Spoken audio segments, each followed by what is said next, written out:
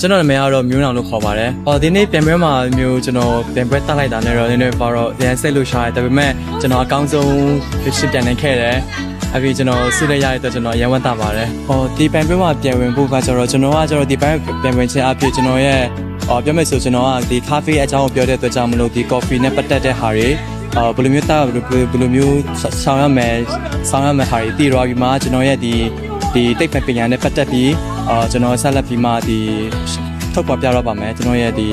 မောင်နှမမိတ်ဆွေတွေအားလုံးကိုကျွန်တော်ဒီပန်ပွဲကိုကျွန်တော်ရန်သဘောကျပါတယ်နောက်ထပ်ကျွန်တော်ပြန်ပြဝင်နိုင်ဖို့အခွင့်ရရင်တော့ကျွန်တော်နောက်ထပ်ပါဝင်မှာပါဟုတ်ကျေးဇူးတင်ပါတယ်အမေကနန်းဆိုင်လောက်တက်ပါရှင့်အရင်လဲကျေးဇူးတင်တယ်ဒီတစ်ခေါက်ဝင်ပြရအရင်ကျေးဇူးတင်တယ်ဘာလို့လဲဆိုတော့တရုတ်နဲ့မြန်မာချစ်ကြည်ရေးကိုဖော်ပြလို့ရတယ်ပြီးရင်